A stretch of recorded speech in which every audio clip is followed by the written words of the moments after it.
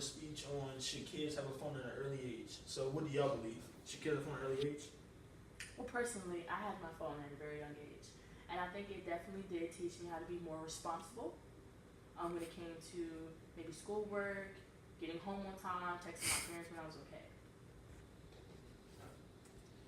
So when is the right time to give a phone to a kid? I believe the right time is between 10 and 12 because when you're 10 and 12, you're starting to go home by yourself and get into like the fourth, fifth, sixth grade. So now you're getting more mature. Your kids, your mom and dad give your kid the key to the house. You go to the house and you need a phone because a lot of kids in our generation now we don't have home phones anymore. That's played out back in the day, and they'll be able to contact their parents in emergency situations, and they'll have an opportunity to get knowledge immediately. So when they at school and need help, they can just go on Google, ask the question on Google. Google will help them solve it. Calculators on Google. So things you don't have, you can get it on the web. And it's an easy way to contact your friends instantly. If you ever need your friend anything, you stay socially connected to kids you meet at all times. So these are like showing two kids what they do on their phone. The kid at the bottom, he's playing like games. The kid up is on Instagram sliding. So some of the risks from giving phones too early. If you provide your kid with a phone too early, they can be irresponsible, they can lose it, they can crack it, and then the parents is wasting money because the kid doesn't have a phone. So that's why I believe when you give a kid a phone, you should give them like a Boost Mobile, Motorola, nothing too fancy like an iPhone that costs like $700, $800 because you just be wasting your money. It's also bad to look at the phone for a long period of time. It'll mess your eyes up. Like radiation come from the screen, and you don't want to look at the phone too long because you might end up wearing glasses if you're always on your phone like for hours and hours and hours.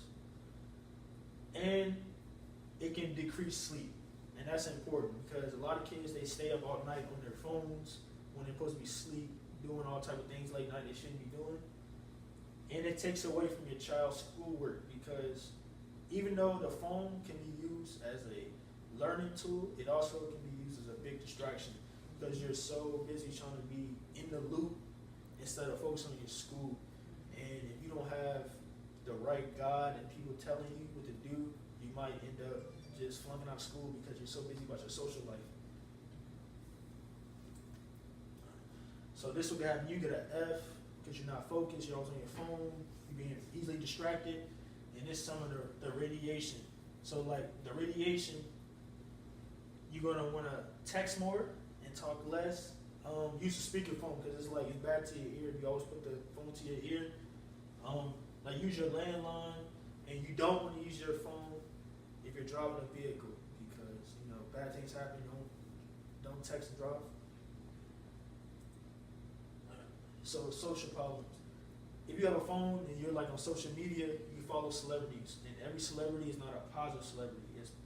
It is positive role models and negative role models, but it's like so many things you can expose to at an early age when you have a phone because you got Google. Like you got some guys, if you're a rapper, they do like drugs and have guns and stuff, and as a kid at an early age seeing that can affect them because that's what you look up to. And then you got things that you should never be seeing, like people post things that's like harmful, cuss words, bad words at an early age. And it's cyberbullying. Cyberbullying is bad because if you have like IG, Facebook, or Snapchat, anything like that, Twitter, people from around the world who don't even know you can comment on you, call you ugly, fat, and all type of stuff, even though they might live states away, but they still can contact you from right there. Mr. Johnson, I would like to ask you, so with all that being said, wouldn't you say for a young child, 10 to 12, that you want to restrict them having a phone? Oh, yes. That you want to give them a phone, but restrict their usage? Yeah, we're going to get to that. In the next couple of slides, we're going to get to the restrictions. But yeah, that's a good point. As a parent, I'm going to talk to you. All right. So this is some of the social networks you have to watch your kid for. You got Skype, Instagram, YouTube, Twitter, Gmail, Facebook, Tumblr, and that's like the iPhone emoji, Pinterest, YouTube, and Snapchat. Just got to be aware. And cyberbullying, no, because cyberbullying ends lives. A lot of people die from bullying because they feel like they have nobody to turn to because they're scared. Alright, so ways to limit it is try to take your child's phone away from hours. Give them a set time to basically use their phone for certain things. Remove for bedtime because a lot of kids at night when they should be sleeping, they on their phones for extra hours doing things that they shouldn't be doing. And don't let them use it doing homework because if they're using it doing homework, an assignment that can take 30 turns into 2 hours because they're on their phone not doing everything. They calling friends or texting when all they should be doing is their homework. So a simple task that turns to a long task just by the phone being an easy distraction. And this is some of the things that can happen.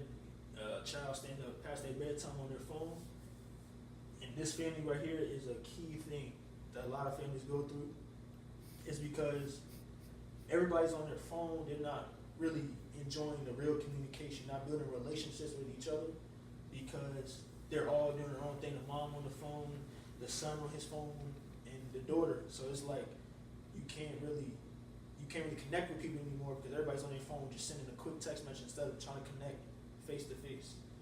And as a family, you want to connect with your sister, your brother, your mom and dad instead of just going, you know what I'm saying, just always on the phone because you can't connect. Alright. Parents to help the problem. I say to do random checks through the text messages because that's a key thing because you don't want your daughter or son saying things they shouldn't say at an early age. So like doing random checks, that's very good. Parent control apps. So this will help you go behind their apps and check everything they're doing, who they've been like DMing and all type of stuff. You also check that out. And stay on top of the new apps and stay connected to the kids because a lot of parents and they're a little older now. So if they're like, you know what I'm saying, 40, 45, 50, they're not on the Instagram. They don't know what that is. So as parents, I feel like they have to stay up to date so they'll know what's going on and they won't be tricked and like surprised when something goes down. Alright, so this is just a mom checking over her daughter's shoulder on the computer, and this is like the Netflix parental controls. If a kid underage trying to watch a rated R movie, the mom or dad got to put a parent in for the kid to watch the movie. And it's the closing. Kids 10 and up should be able to have phones because they need them, but it's up to the parents to stay connected and always know what's going on in their child's life when it comes to the phones. All right, Steve. How long is that?